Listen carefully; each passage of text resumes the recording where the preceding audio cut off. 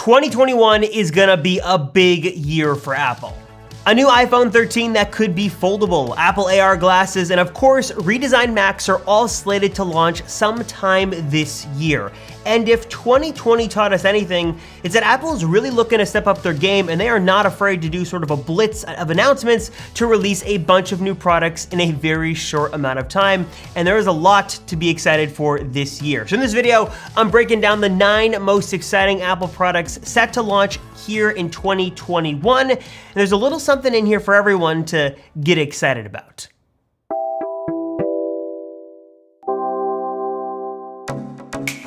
Before we jump into some of the more exciting products, let me start with some of the more boring things. Well, not boring, but just the stuff we've been expecting to see for a while now, and stuff that's a little bit less exciting when you compare it to some of the other stuff on this list. First things first, of course, I'm talking about AirTags. At this point, there is little to be left to the imagination about AirTags. We've seen what's supposed to be its final design. We've even got new images from John Prosser that show its little, what looks like it's like pairing animation with it kind of floating around. We know that there's supposed to be accessories for it. We know kind of how it's supposed to work. For some reason, it seems like it's been on the docket to be released for multiple years now and just keeps getting pushed back for some unknown reason. But yes, it is finally supposed to launch sometime in 2021. You've got multiple credible analysts like Ming-Chi Kuo confirming that yes, 2021 is the year that AirTags will launch. This has got to be a definite one, launching hopefully sometime soon. Moving on to number 2, let's talk about AirPods. We just got the release of the new premium AirPods Max. AirPods Pro were just released about a year or so ago at this point. I think it was like October 2019, so it's been a little while, but not too long, which leaves kind of the base AirPods now in need of an upgrade and a refresh. And what we're hearing from different rumor mills and analysts is that the new standard AirPods are gonna take the design language of the AirPods Pro, though sort of. You can see this kind of side-by-side X-ray-like image that the regular AirPods should adopt a similar stem style to the AirPods Pro. It'll probably feature removable tips as well, but it's gonna be a little bit more condensed and shrunken down than what we have with AirPods Pro. So a similar design and a somewhat similar feature set, though remember with the basic AirPods, you're gonna lose things like noise cancellation and transparency modes, though sound quality, battery life, and the pairing and all that stuff should be pretty much the same. You're just gonna lose some of those more higher end Pro features. Moving on to product number 3 is where things start to get a little bit interesting because now I'm talking about Apple AR glasses. These have essentially been in development for years now. Supposedly Johnny Ive had a very strong hand in designing these glasses,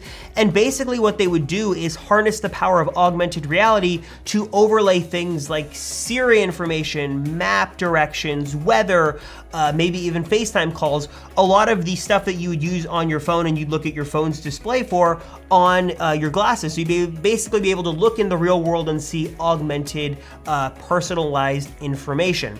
Now, this is really exciting. We've heard a lot of great things about this, and many who have been in the know about the project, who have kind of been on the inside, say this is supposed to really be Apple's next big thing. And the company obviously has an affinity for augmented reality. Apple has shown that they've really loved this technology for a while now. So it does make sense for Apple to sort of take the next step and really introduce and really revolutionize the AR industry by displaying what this technology could really do at its full potential with some kind of super sleek and really cool consumer product. And I don't want to dampen your expectations, but let me just make it explicitly clear that we're hearing from analysts like Ming-Chi Kuo that Apple's working on this. Bloomberg has reported as well, but we just don't have a very concrete timeline on what exactly we would expect this year. Some rumors say that Apple is going to announce these AR glasses this year in 2021, but not release them till 2022. Ming-Chi Kuo says Apple is gearing up for some kind of AR product launch this year, though that could be maybe a headset like the Oculus Quest and not be the glasses. Those would come later. We're not exactly sure when this would launch, though 2021 is definitely in the rumor cycle April as a potential launch year for this new device. Of course, I can't go any further into this list without talking about the next product, and that is of course the iPhone 13. Now we're still a little ways away from this launching sometime in the fall, though there is a growing number of things we know about this phone and some more interesting stuff about what is coming next in terms of the iPhone lineup. So there's kind of two schools of thought here.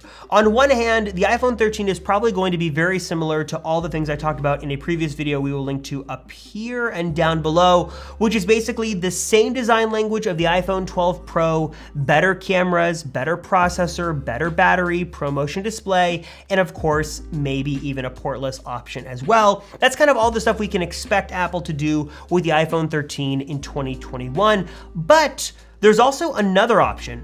We're hearing that Apple is continuing to work on a foldable iPhone version and that there are two prototypes that are kind of in the final stages of development, sort of in the R&D labs of Apple. There's one similar to the Surface Duo from Microsoft that's sort of a dual screen approach on a hinge that opens and closes like a book, and one similar to the Z Flip from Samsung that's more of a vertical screen that opens up into a large display and closes up to something smaller. Now, what we know is that this is on track and on pace to somehow, maybe someday enter production, but we don't know if it's ready for prime time this year in 2021. If I was betting on this, I would say there's no chance this happens this year, probably more like next year at the earliest, though we are hearing increasing news that Apple is doubling down efforts to produce some kind of folding phone. So don't get your hopes up for this year, but if you know anything about Apple, you know that you should never count them out, you should never try to think for them and plan for them, and we've been fooled once or twice by a crazy one more thing. So maybe this could be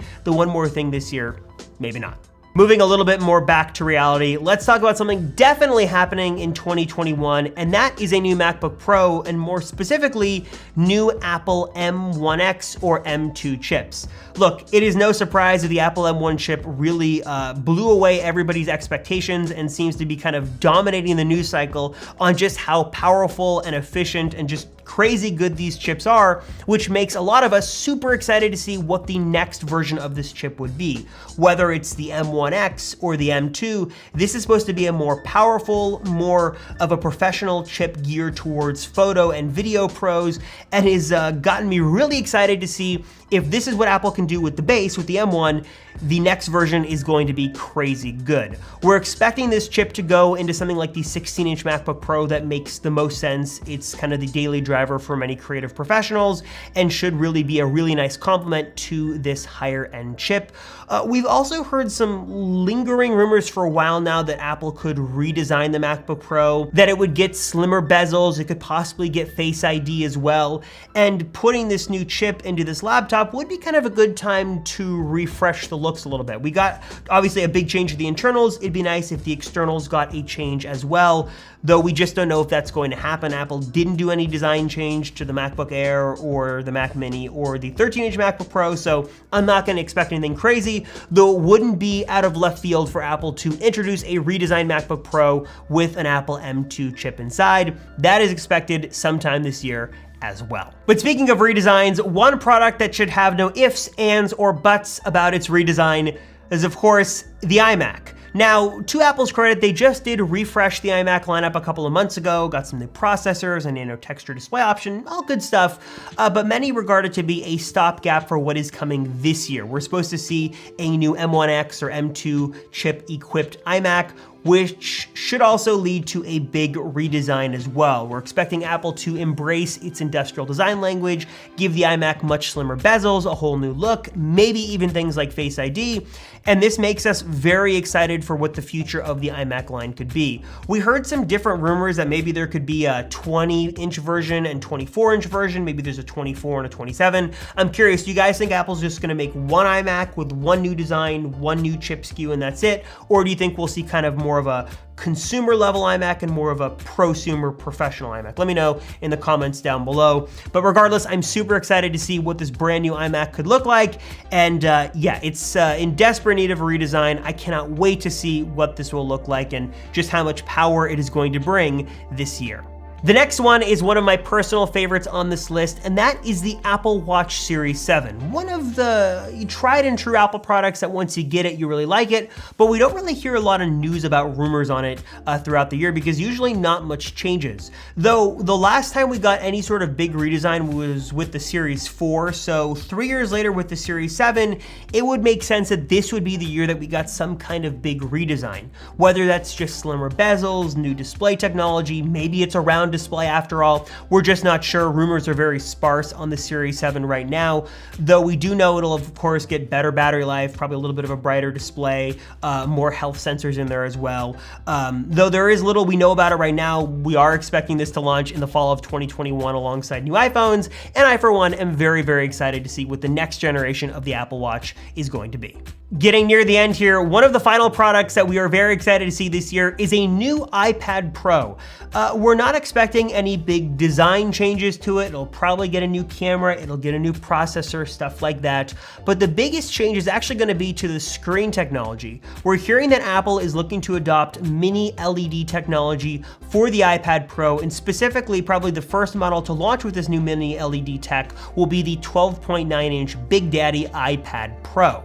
Now on the surface, this doesn't really sound all that exciting, but there are some benefits to moving from the existing tech over to mini LED. It's gonna give a lot of the benefits of OLED without some of the drawbacks and costs, so you'd get better color reproduction, you'd get deeper blacks in the dark areas of the image, better contrast, maybe a little bit brighter as well, without having to deal with all the limitations and the costs associated with putting an OLED on the current iPad's frame of 12.9 or 11 inches. Again, 12.9 version launching first, with 11-inch launching maybe at the same time or shortly thereafter.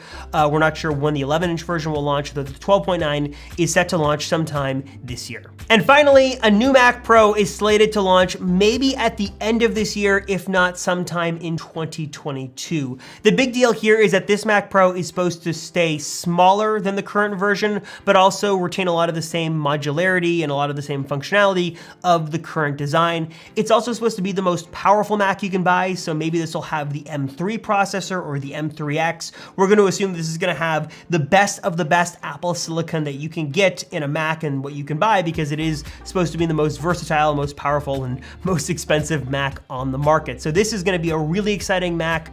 Super excited to see what a smaller Mac Pro could look like, while also being just as powerful, if not more powerful than the current model we have. Though again, this is really going to depend on where Apple falls with their custom silicon. So keep a hesitant eye out for this. Maybe be kind of expecting something at the latter part of the year, but probably more likely this is going to be something we see in 2022. So there you go, 9 products expected to launch this year. And man, it seems like there is so much to talk about and so much to look forward to with this year's Apple lineup. What are you guys most excited for? Are you in the market for a new Mac and all you care about is the new Apple M2 chip? Or are you just a simple person? You like a new iPad, you like a new iPhone, or just an Apple Watch? That's all you need, one product and you're good to go. Let me know the product you are most excited for down below. As always, thank you guys so much for watching the Apple Circle. I'm Robert Rosenfeld. I greatly appreciate it. Thank you so much for watching, and I'll see you in the next one.